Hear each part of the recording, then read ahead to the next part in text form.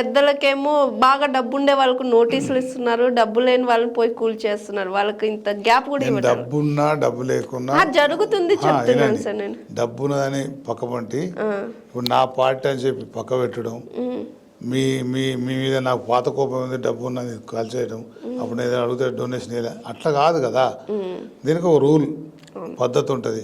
ఇప్పుడు నిన్న సుప్రీంకోర్టు ఇచ్చింది అవి క్లియర్గా, ఈ రోడ్ల మీద ఉన్నాయి అది తొలగించాలి షాపులు అంటే నోటీస్ ఇచ్చి, చెర్లలో కూడా అనాథరైజ్గా చేసినవి చేయాలి ఇవి ఉంటాయి. చెర్లల్లో దీనిలో ఎంతవరకు ఒకటి, ఇది ఈ ఒక్కరోజు జరిగింది కాదు తప్పులు, ఆ తప్పులు జరిగిన దాన్ని సరిదిద్దటానికి ఒక పద్ధతి పెట్టు, ఒక కాన్స్టిట్యూషన్. ఆ మాటకు వస్తే ఒక జీవోతోని హైడ్రా స్టార్ట్ అయింది, కాలే దాన్ని ఇల్లీగల్ అని అంటలేను.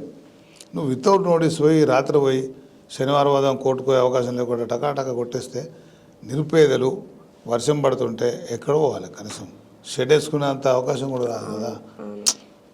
పేదలకు అన్యాయం జరగకూడదు. నేరస్తుడు అనుకోకుండా ఒకడు రిలీజ్ అయిన తప్పలేదు, కానీ ఇల్లీగల్ అంటే పాపం అమాయకుడు నిజంగా ఏం సంబంధం లేడు అని శిక్ష పడడం అనేది అది పూర్తిగా దేవుడు సహించడం, అది ఏ రూల్లో లేదు ఏం కాదు.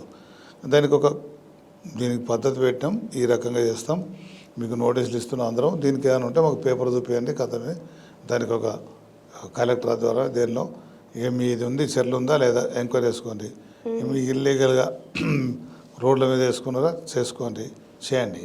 అట్లా చేస్తే ఏమైతే అంటే రోడ్డు వెళ్ళిపోతే తప్పట్లేరు, చెర్లను మంచిగా బాగా చేసి చెర్లు నిండేటట్టుండి చెప్తే చెర్లు ఆకుపై వేసుకున్న ఒకలా వరదలు వస్తుంది, ఇవన్నీ కరెక్టే. పద్ధతిగా పోతే సెట్ అవుతుంది. పద్ధతిగా పోక మనకు వచ్చిన అధికారం ఉంది కానీ కొట్టేసేకల్లా అమాయకులు బలి అవుతారు. మీరు ఒక దిక్కు మంచి కొత్త టౌనే కడతా అంటున్నావు, ఒక దిక్కు చెల్లది ఈ చేసేదని తప్పని అంటలేము, బట్ ఒక పద్ధతి దానికి రూలు దాని ప్రకారం పోకపోతే ఒక వే దాని ప్రకారం పోకపోతే రేపు ప్రభుత్వాన్ని కూడా క్రిటిసైజ్ చేస్తారు, వాళ్ళకు కూడా చెడ్డ పేరు వస్తుంది. వాళ్ళు మంచి పని చేసి మంచి పేరుగా తెచ్చుకోవాలని మేము కూడా కోరుతున్నాం. ఏదో చేయకపోతే పేద వాళ్ళకు పేదాతి పేదలకు అన్యాయం జరుగుతుంది. అక్కడ వాళ్ళు ఉన్నోళ్ళు మనం ఎవరైనా చూస్తున్నాం పెట్టిగా, ఆ కూకడపల్లి ఎక్కడో వాడు షెడ్ వేసిండు, షెడ్ వేసినోడు వాడు ఆయన ఎవడు బాగా ధనవంతుడు, వానికి వీరికి ఏం తెలుసు నేను లేమని ఎక్కడ చూసినా ఏదో చుట్టదాటోడు వీడు ఎడ్యుకేషన్ లేదు, నిజంగా నమ్మి లీజుకో లేకపోతే ఏదో కొన్నాడు, తక్క తీసేసాక వాడు క్యాటరింగ్ చేసి డబ్బులు లేదా ఆయన ఎక్కడ లేక అక్కడైతే షెడ్ వేసుకొని బతుకు, ఇటువంటి వాళ్ళకు అట్లా అకమేసుకుంటూ కరెక్ట్ అండి అంటలేను, వాళ్ళు ఆల్టర్నేటివ్ కూడా చూపించవలసిన బాధ్యత, ప్రతి వారిని కాపాడే బాధ్యత గవర్నమెంట్కి ఉంటుంది.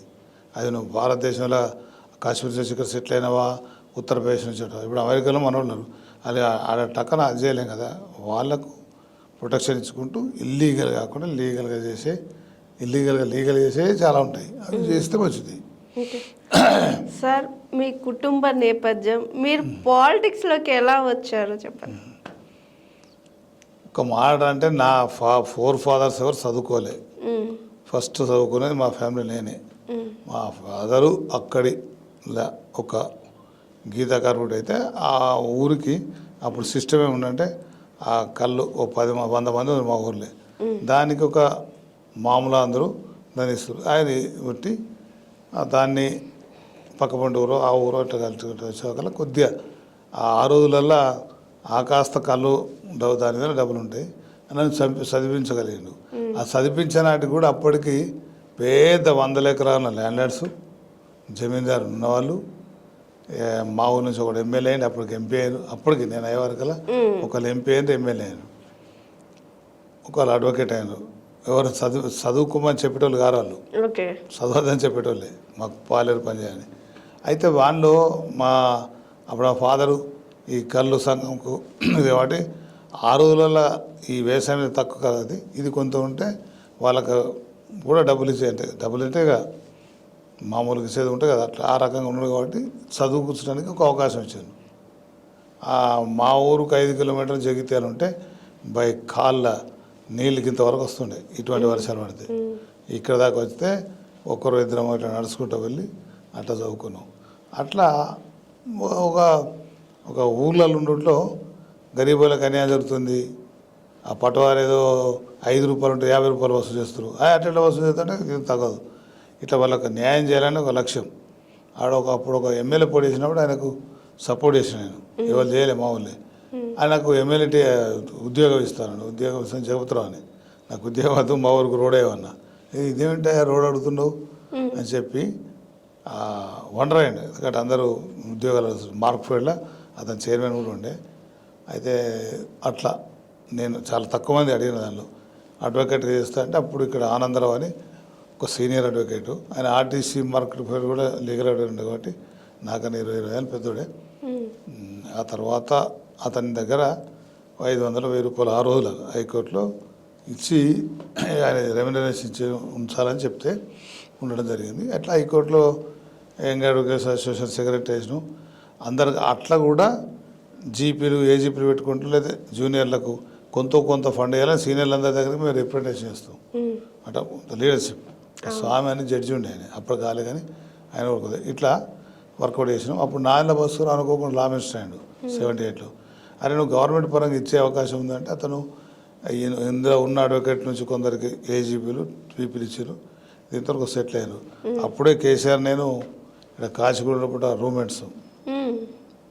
అప్పుడు ఆ ఇన్కమ్ నాకే ఎక్కువ వస్తుంది. ఆయన అప్పుడు యూత్ కాంగ్రెస్ లీడర్ అయ్యాడు, ఎమ్మెల్యే బ్యాచ్. అయితే అప్పుడు నేనే ఖర్చు పెట్టే లెవెల్ అయినా ఇద్దరం మంచి రూమ్మేట్స్, మంచి ఫ్రెండ్స్ నుండి అట్లా వర్క్ అవుతుంది. అంటే ఆయన అప్పుడు కూడా నేను పాలిటిక్స్ ఇంట్రెస్ట్ లేదు. ఇందిరాగాంధీ ఎమర్జెన్సీ పెట్టిందని వ్యతిరేకం. నారాయణ భాస్కరరావు కాంగ్రెస్ నుంచి కాంటెస్ట్ చేయమంటే నేను అన్నాం. అప్పుడే ఎన్టీ రామారావు 83లో వచ్చింది కాబట్టి అట్లా తెలుగుదేశంకు 82లో వచ్చింది. తెలుగుదేశం రావాలనే లక్ష్యం వచ్చింది. మేము కరీంనగర్ జిల్లాకి వెళ్తే కరీంనగర్ జిల్లాలో నక్సలైట్స్ వీళ్ళ వ్యతిరేకంగా, దొరలకు వ్యతిరేకంగా, ల్యాండ్ వ్యతిరేకంగా ఫైట్ చేస్తారు. మేము సపోర్ట్ చేసి వీళ్ళకి అడ్వకేట్గా సపోర్ట్ చేస్తాం. అప్పుడే ఎన్టీ రామారావు చుట్ల అవకాశం తీసుకున్నాం. ఆయన అందరికి కొత్త వాళ్ళకి ఛాన్స్ ఇచ్చిండు. ఆ కొత్త వాళ్ళకి ఇచ్చినప్పుడు కూడా మాకు సీనియర్ అడ్వకేట్ చేసిండు, ఆయన టికెట్ కూడా నేనే రాసిన. అంటే 80 అప్పుడు పార్టిసిపేట్ ఇచ్చిండు. పార్టిసిపేట్ నాకు తెలియదు. రాజేష్ ఇది రాసి అంటుండే, పేరు రాసి అంటే పేరు రాసితే నేను టికెట్లు వస్తాయని కూడా నాకు అంత మనం ఎంత 26 ఇయర్స్ కదా, అవే టికెట్లు ఇచ్చాడు. అంటే చాలామంది మొత్తం ఇప్పుడు ఫస్ట్ జీవన్ రెడ్డి కూడా 83లో నేను రాసి ఇచ్చిందని ఇచ్చిండు. నాకు వచ్చే టికెట్ ఆయన తీసుకున్నాడు. తర్వాత ఒక డిఫరెన్స్ వచ్చిండు, భాస్కర్రావు దొరికిండు. ఆయన సాయం చేస్తే మాకు అన్యాయం చేయాలని చూసాడు. సరే భాస్కర్రావు దొరికిండు, దాంతో వచ్చి 85లో అలా ఎమ్మెల్యే మినిస్టర్ రాగలిగినాం.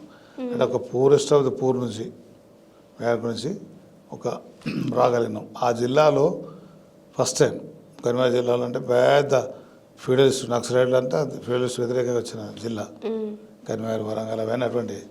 అట్లా ఎన్టీ రామారావు వల్ల ఎక్కువ బీసీలకు, ఎస్సీలకు, యంగ్ వాళ్ళకు వచ్చింది. ఇంత యంగ్ అయినామంటే ఆ మినిస్టర్ ఏముందో అది కూడా తెలియదు. బట్ పవర్ఫుల్ చేసినాం, అందరు న్యాయం చేసినాం. కానీ ఈ రేపు మనం సంపాదించుకోవాలి, ఒక డబ్బులు లేవంటే ఒక్కసారికి రెండోసారి వచ్చిండు. అప్పుడు అందరు ప్రజలు ఇస్తున్నారు, మన సొంతం లేదు. నువ్వు సరిగ్గా నమ్ము, నేను అడ్వకేట్గా ఆ టైంలో అంతా 18,000 రూపాయలు మాత్రమే పెట్టగలిగిన. అంటే పార్టీ ప్రెసిడెంట్ ఖర్చుతో పాటు ఎలక్షన్ స్టార్ట్ కాగానే ఆ 3,000-5,000తో పెద్ద బహిరంగ సభ అయింది. ఒక బహిరంగ అప్పట్లో ఆ 3,000-5,000కే ఎవరు 1,000-500 అట్లా ఇస్తారు. నెక్స్ట్ వచ్చేవాకల్లా ఇట్లా మా వాళ్ళు ఒక సారా కాంట్రాక్టర్ ఉండి గౌడ్స్, కళ్ళు సంఘాలు కూడా ఊరికి కూడా 1,000-500-2,000 అది కూడా గొప్పనే అట్లా ఇస్తే ఆ రోజు వరకు ఎన్టీ రామారావు ఎవరికి ₹1,00,000 నాకు ఇచ్చిండు. 10,000 ఇస్తుండే ప్రతి ఎమ్మెల్యేకు. ఒక్కసారి 2 సార్లు వచ్చి ఈ రకంగా. అయితే న్యాయంగా నిష్పక్షపాతంగా పర్ఫెక్ట్గా వచ్చినాం కాబట్టి మంచి చేయాలనే లక్ష్యం, ఆనెస్ట్గా చేయాలి, నీతి నిజాయితీగా చేయాలని చాలామందికి. మా ఊళ్ళో ఒక సర్పంచ్ ఉండే, నేనే ఆయన గెలిపించిన సుద్దాలదేవే. ఆయన జిల్లా మంత్రిని కూడా చేసిన. ఎన్టీఆర్ సార్కి వస్తే ఎస్సీ సార్ అంటే ఇప్పుడు డబ్బులు ఎట్లా పెడతాడు అంటాడు. మన గవర్నమెంట్ ఉంది, మీరు ఒకసారి 2 సార్లు వస్తే గెలుస్తాడు.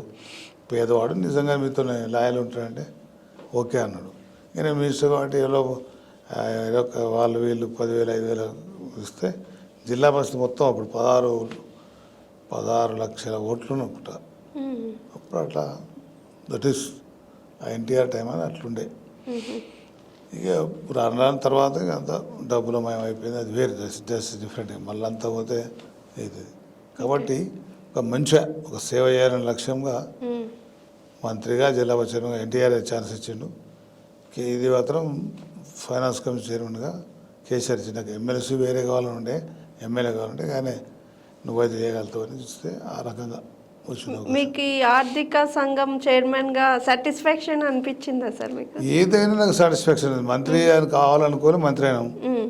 దాని తర్వాత ఏదో కొన్ని కారణాల వల్ల అప్పుడు కొంచెం అంత ఎలక్షన్ తర్వాత ఏదో ప్రభావం అంత మళ్ళీ డెప్తుంది. కానీ ఆ ప్రభావంతోనే మళ్ళీ జిల్లా పరిషత్ చైర్మన్. జిల్లా పరిషత్ చైర్మన్ కూడా పర్ఫెక్ట్గా ప్రతి ఊరికి ఇప్పుడు నేను ఎక్కడికైనా పోతే మా ఊళ్ళో మీరు రోడ్ ఇచ్చాను సార్, స్కూల్ ఇచ్చాను సార్, టీచర్ ఇచ్చాను సార్, బోర్వెల్ ఇచ్చాను సార్ అని చెప్పి మొన్న ఈ సంజయ్ అని ఎమ్మెల్యేకు కాంటెస్ట్ చేసినప్పుడు కూడా ఈసారి అది ఇచ్చింది ఇది ఇచ్చి అనుకుంటా టీఆర్ఎస్కు కొట్టేసాను. ఆ సాటిస్ఫాక్షన్ ఉంది. ఇది జరిగిన తర్వాత జిల్లా పరిషత్ ఫైనాన్స్ కమిషన్ కాబట్టి లోకల్ బాడీస్కు నేను 12% పెంచగలిగిన 23 డిపార్ట్మెంట్లు ఇవ్వాలి. ఒకప్పుడు ఎన్టీఆర్ టైంలో ఉండే 23 డిపార్ట్మెంట్లు, ఆ డిపార్ట్మెంట్లు ఇచ్చినాం. అయితే ఇస్తే గవర్నమెంట్ ఇంప్లిమెంటేషన్ చేస్తే అప్పుడు పూర్తి సాటిస్ఫాక్షన్ ఉంటుంది. ఇప్పుడు అప్పుడు ఎన్టీ రామారావు 1 ఇయర్కి వస్తాం మన 6 నెలలు 3 నెలలకు ఒకసారి గ్యారంటీగా జిల్లా పరిషత్ మీటింగ్, మున్సిపల్ చైర్మన్ మీటింగ్ పెట్టి ఫండ్స్ ఇస్తున్నారు. అట్లా ఆ సాటిస్ఫాక్షన్ చేసిన 3 పెద్ద పదవులే కాబట్టి చిన్న చిన్నవి వేలవాడ దేవస్థానం మెంబర్ అయినా ఇంకా స్పిన్నింగ్ మిల్ చైర్మన్ అవేం డిఫరెంట్. ఈ 3 పెద్దవి కాబట్టి సాటిస్ఫాక్షనే. Hi, this is Swathi. Like చేయండి, షేర్ చేయండి, కమెంట్ చేయండి అండ్ సబ్స్క్రైబ్ చేయండి GRTV. Hi, this is Monica. Please like, share and subscribe GRTV.